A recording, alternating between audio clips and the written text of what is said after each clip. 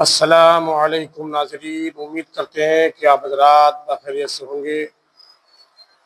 یہ محرم کا مہینہ چل رہا ہے، اس کے متعلق چند باتیں آپ کے سامنے پیش کروں گا، کیونکہ محرم کا مہینہ چل رہا ہے لیکن یہ معلوم کہ محرم ہے، لیکن ہمیں محرم میں کن باتوں سے ہمیں پرہیز کرنا چاہیے۔ حضرات، آج یہ دیکھ رہا ہوں اپنی نظروں سے کہ ہمارے بچے ڈھول بجانے کو محرم سمجھتے ہیں، لیکن دراصل یہ محرم نہیں ہے۔ اس سے تمام خرافاتی گناہوں سے بچیے اور اللہ آپ کو اپنے امان میں رکھے۔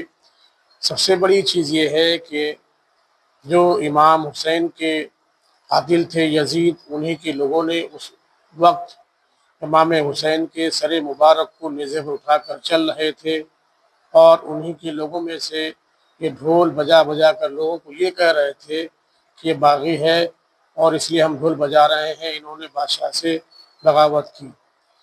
حضرات، میں گزارش کرنا یہ چاہوں گا کہ اپنے بچوں کو سمجھائیں ڈھول بجانے سے، کیونکہ ہمارے گھر میں اگر کسی کی موت ہو جائے اور تو کیا اس کی خوشی میں اپنے دروازے میں کھڑے ہو کر ڈھول بجائیں گے؟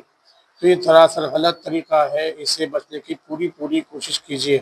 اپنے گھروں میں جہاں تک ہو سکے تلاوت قرآن کروائیے، قرآن خوانی کروائیے، ان کے نام سے شربتیں لوگوں کو پلائیے، لنگر جتنا ہو سکے آپ کریے۔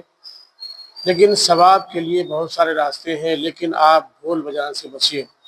میں عرض گزارش کروں گا کہ شاعر یہ کہتے ہیں کہ ٹوٹے ہوئے دلوں کا سہارا حسین ہے، ٹوٹے ہوئے دلوں کا سہارا حسین ہے، ڈوبے جونا فلک پہ وہ تارا حسین ہے۔ امام حسین کے بہت سارے ایسے بچپن سے لے کر ایسے واقعات ہیں، جب آپ علماء سے سنتے ہیں برابر آپ کو پتہ چلتا ہوگا کہ امام حسین نے ہمارے لیے اس دین کو بچانے کے لیے انہوں نے کیا کیا۔ اپنے پورے خاندان کے سارے بچوں کو، جتنے بھی خود بھی آخر میں شہید ہو گئے۔ اسلام کو برقرار ہمیشہ قائم دائم رکھنے کے لیے، اسلام کی فلاح بہبودی کے لیے اپنے آپ کو نہیں سمجھا، بلکہ اپنے دین کی خاطر، اپنے نانا کے دین کی خاطر، اسلام کی خاطر اپنی جانوں کو قربان کر دیا۔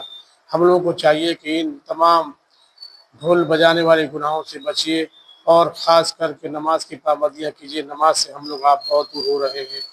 ہمارے لیے جو نماز کا سبق پڑھایا گیا امام حسین نے میدان کربلا میں، کہ جس وقت آپ شہید کیے جا رہے تھے، اس وقت بھی غیبی طریقے سے آپ کو اللہ تعالیٰ نے اذان کے بعد سنوائی، اور آپ نے فوراً لڑائی کو بند کر کے آپ سجدے میں چلے گئے، اور ہمیں یہ سبق دے گیا کہ امام حسین جو ہے دنیا کو الوداع کہتے اس وقت بھی آپ نے نمازوں کو قضا نہیں کیا۔ تو ہم کو بھی چاہیے کہ ہم اپنے نمازوں کو نہ چھوڑیں اور نماز کی پابندیاں کریں، کیونکہ نماز ہی ایسی ایک ذریعہ ہے کہ اللہ تعالیٰ ہمیں بخشش کا ذریعہ ہمارے لیے بن سکتا ہے۔ اللہ ہمیں معاف کرے، عمل کی توفیق عطا فرمائے۔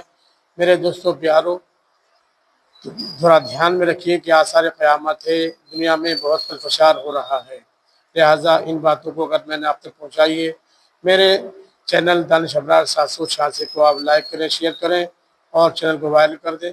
السلام علیکم۔